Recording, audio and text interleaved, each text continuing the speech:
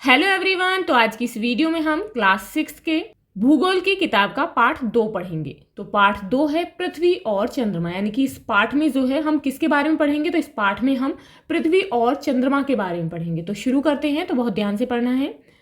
रात के समय आकाश में दिखाई देने वाले आकाशीय पिंडों में चंद्रमा प्रमुख है, यानी कि रात को जब हम आकाश में देखते हैं तो बहुत सारे तारे दिखाई देते हैं और चांद भी होता है। तो उन सभी में जो चांद होता है यानी कि चंद्रमा होता है वो प्रमुख होता है। ये जो है सबसे बड़ा और चमकीला दिखाई देता है, यानी कि यही हमें, यदि हम अचानक देखते हैं तो पहले हमें चंद्रमा दिखाई देता है।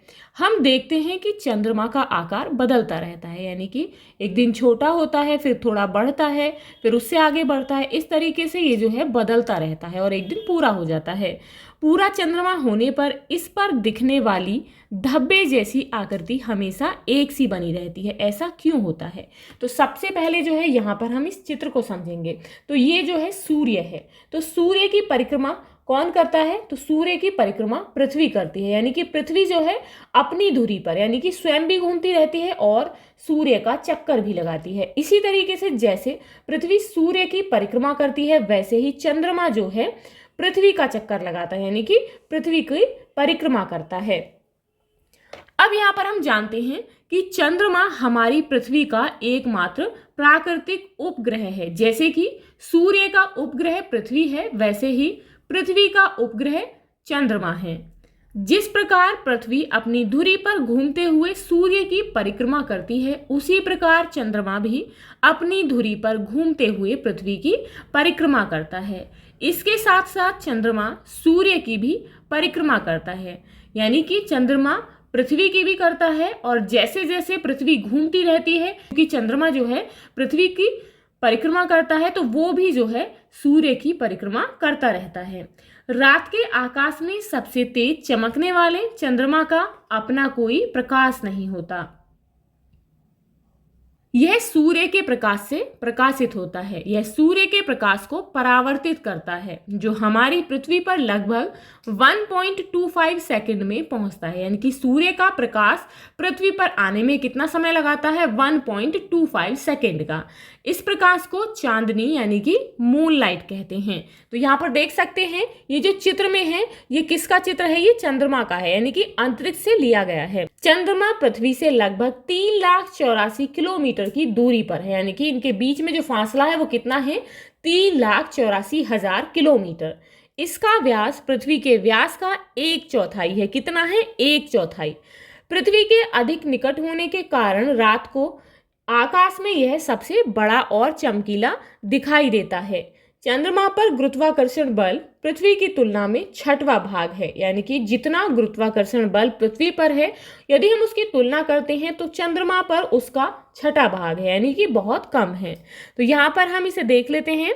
आप पृथ्वी पर जहाँ खड़े हैं, यानी कि आप जो है एक जगह पर खड़े हैं, वहां से एक छलांग लगाइए। जितनी ऊंची छलांग आपने एक बार में लगाई है, उसकी 6 गुना ऊंची छलांग आप चंद्रमा पर एक बार में लगा सकते हैं, यानी कि कितनी लगा सकते हैं? 6 गुना ऊंची छलांग। अब हम यहाँ पर चंद्रमा की गतियों के बारे में पढ़ेंगे। चंद्रमा अपने अक्ष पर घूमते हुए 27 दिन 7 घंटे और 43 मिनट में पृथ्वी का एक चक्कर पूरा करता है। तो यदि क्वेश्चन आता है कि चंद्रमा जो है कितने समय में पृथ्वी का एक चक्कर पूरा करता है, तो कितने समय में करता है?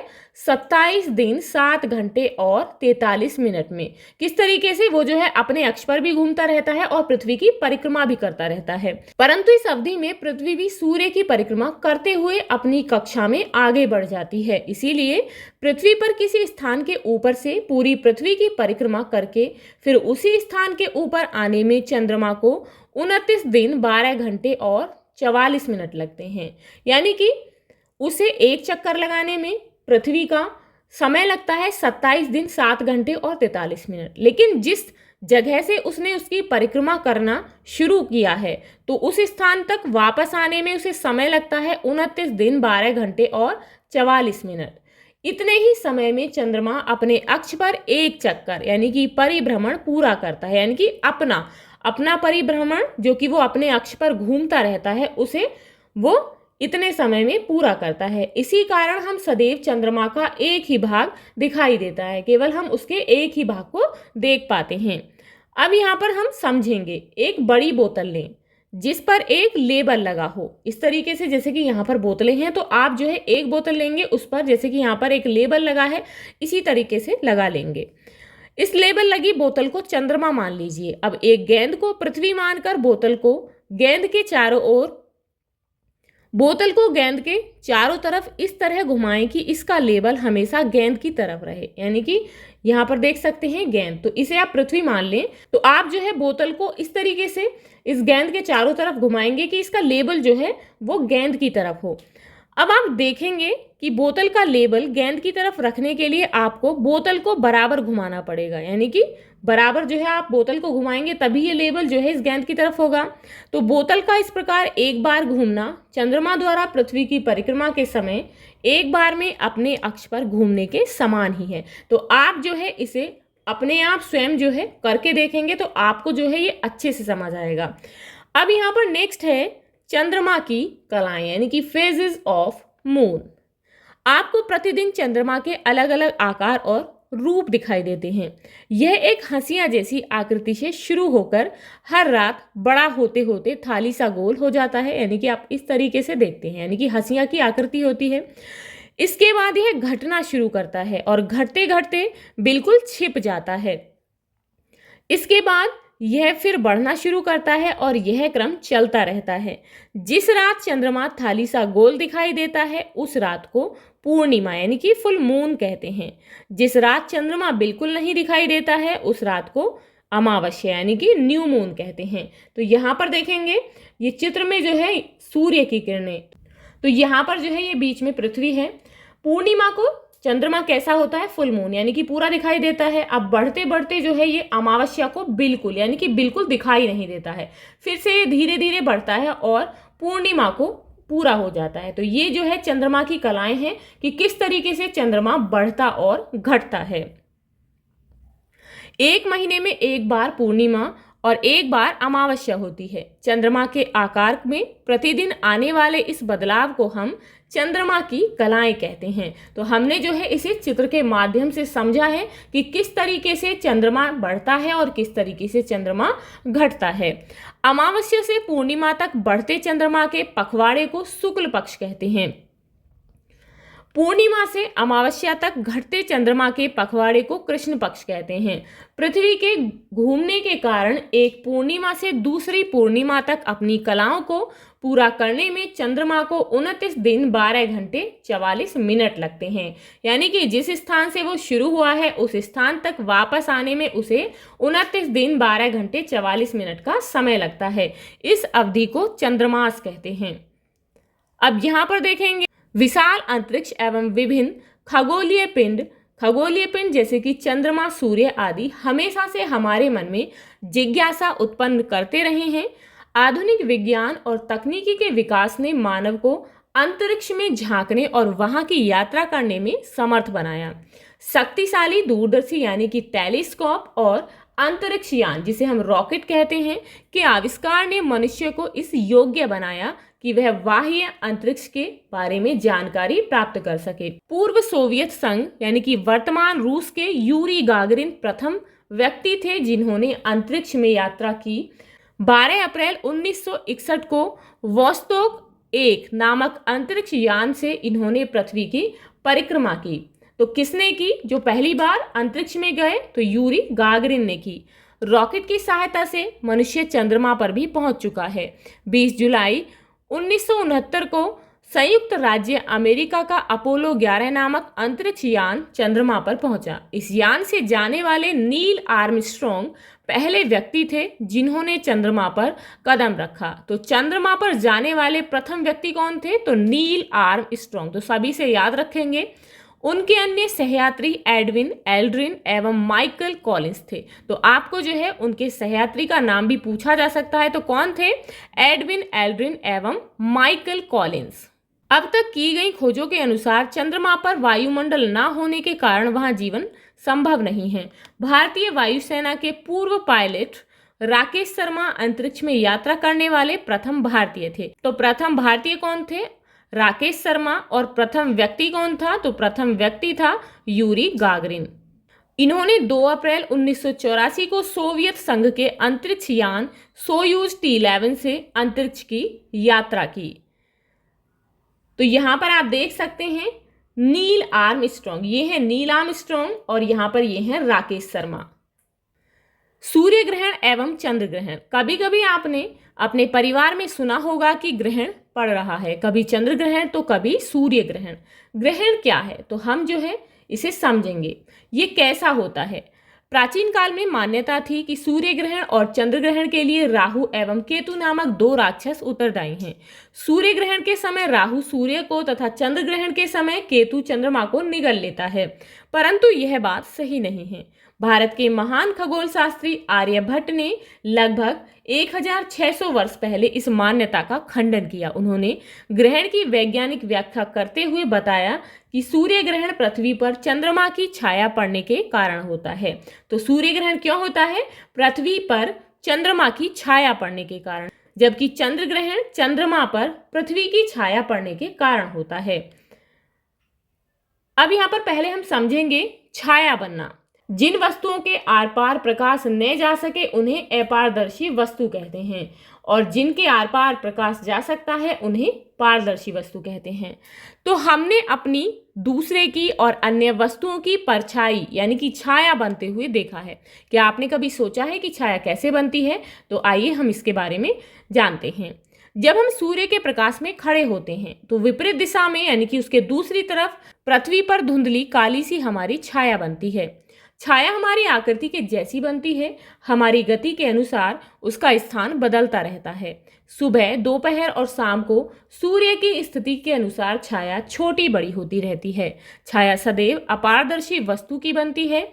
इसी प्रकार बल्ब की रोशनी में भी अपनी या किसी अन्य अपारदर्शी वस्तु की छाया का बनना देखिए। अपारदर्शी यानी कि जिसके आर पार प्रकाश न जा सके। जब सूर्य, पृथ्वी और चंद्रमा एक सीधी रेखा में होते हैं, कौन कौन? सूर्य, पृथ्वी और चंद्रमा सीधी एक रेखा में होते हैं, तब यह स्थिति सिजीगी कहलाती है। यह 2 प्रकार की होती है, युति एवं वियुति। तो यहाँ पर जो है आप चित्र में देख सकते हैं, यह है सूर्य ग्रहण की स्थिति। तो ये सूर्य है और यहाँ पर चंद्रमा है और ये पृथ्वी। तो सूर्य ग्रहण कब होता है? जब पृथ्वी पर चंद्रमा की परछाई होती है। अब यहाँ पर नीचे देखेंगे, यह है यहाँ पर चंद्र ग्रहण की स्थिति। जब चंद्रमा पर पृथ्वी का प्रकाश पड़ता है तो चंद्र ग्रहण होता है। जब सूर्य और पृथ्वी के बीच चंद्रमा आ जाता है, किस किस के बीच? सूर्य और पृथ्वी के बीच चंद्रमा आ जाता है, तो इस स्थिति को युति यानी कि कंजंक्शन कहते हैं। यह अमावस्या को होती है। इस स्थिति में चंद्रमा की छाया पृथ्वी पर पड़ती है, जिससे सूर्य ग्रहण होता है। तो आप चित्र में भी देख सकते हैं। इसी प्रकार जब सूर्य और चंद्रमा के बीच पृथ्वी आ जाती है, किस किस के बीच में? सूर्य और चंद्रमा के बीच पृथ्वी आ जाती है, तो उस स्थिति को वियुति यानी कि अपोजिशन कहते हैं। यह पूर्णिमा को होती है। इस स्थिति में पृथ्वी की छाया चंद्रमा पर पड़ती है। किसकी छाया? पृथ्वी की छाया जो है चंद्रमा पर पड़ती है, जिससे चंद्र ग्रहण होता है। तो अब यहाँ पर जो है कुछ चीजें दी गई हैं जिनके बारे में हम जानते हैं। वैज्ञानिकों के अनुसार सूर्य ग्रहण के समय सूर्य से खतरनाक किरणें निकलती हैं। ये किरणें हमारी आंखों के लिए हानिकारक हैं और हमें अंधा भी बना सकती हैं। इसीलिए सूर्य ग्रहण को नंगी आंखों से नहीं देखना चाहिए, बल्कि इसे वैज्ञानिकों द्वारा निर्धारित विशेष चश्मों से ही देखना चाहिए। मानव द्वारा भी उपग्रह बनाए गए हैं जो पृथ्वी की परिक्रमा करते हैं। इन्हें मानव निर्मित उपग्रह कहा जाता है। जैसे कि भारत ने आर्यभट्ट, एजुसेट और ओशनसेट नामक उपग्रह बनाए हैं। हमने देखा है कि अमावस्या को सूर्य ग्रहण और पूर्णिमा को चंद्र ग्रहण होता है। क्या आपने कभी सोचा है कि प्रत्येक अमावस्या को सूर्य ग्रहण एवं प्रत्येक पूर्णिमा को चंद्र ग्रहण क्यों नहीं होता है? यहाँ पर कुछ पृथ्वी के बारे में तथ्य बताए गए हैं, तो जिनके बारे में हम पढ़ते हैं। पृथ्वी अपने अक्ष पर 23.1/2 डिग्री झुकी हुई है। चंद्रमा का कक्षातल पृथ्वी के कक्षातल से लगभग 5 डिग्री का कोण बनाता है। इस कारण पृथ्वी के चारों ओर परिक्रमा करते समय चंद्रमा 28 डिग्री उत्तरी अक्षांश से लेकर 28 डिग्री दक्षिणी अक्षांश के मध्य दिखाई देता है। इस कारण हर अमावस्या को चंद्रमा की छाया पृथ्वी पर नहीं पड़ती, अतः हर अमावस्या को सूर्य ग्रहण नहीं होता। इसी प्रकार हर पूर्णिमा को पृथ्वी की छाया चंद्रमा पर नहीं पड़ती, अतः हर पूर्णिमा को चंद्र ग्रहण नहीं होता। तो यही रीजन है कि हर पूर्णिमा को और हर अमावस्या को चंद्र ग्रहण तथा सूर्य ग्रहण नहीं होता। तो यहाँ पर जो है ये शब्दावली है, जो शब्द इसमें आए हैं उनके हम अर्थ जान लेते हैं। तो परावर्तन किसे कहते हैं? परावर्तन का अर्थ होता है प्रकाश का किसी सतह से टकराकर इधर उधर बिखरना। जैसे कि प्रकाश सीधा आता है और आगे दीवार होती है, तो वो जो प्रकाश होता है वो चारों तरफ दीवार पर फैल जाता है, तो उसे परावर्तन कहते हैं। आविष्कार कहते हैं खोज को। पखवाड़ा 15 दिनों की अवधि, जिससे पक्ष भी कहते हैं। आकर्षण का अर्थ होता है खिंचाव। मानव निर्मित उपग्रह किसे कहते हैं? पृथ्वी की परिक्रमा करने वाले वे उपग्रह जो कि मानव यानी कि मनुष्य द्वारा बनाए गए हैं। तो ये था आपका पाठ। आई होप आपको ये समझ आ गया होगा, आप समझ गए होंगे कि सूर्य ग्रहण क्यों होता है और चंद्र ग्रहण क्यों होता है। तो यहाँ पर जो है इस पाठ के क्वेश्चन आंसर्स हैं। तो यदि आपको इस पाठ से रिलेटेड कोई भी क्वेरी है तो आप मुझे कमेंट बॉक्स में कमेंट करके बता सकते हैं। तो मिलते हैं नेक्स्ट वीडियो में इस पाठ के क्वेश्चन आंसर के साथ। If you like this video, please like and share, and if you are new on this channel, please subscribe the channel. Thank you.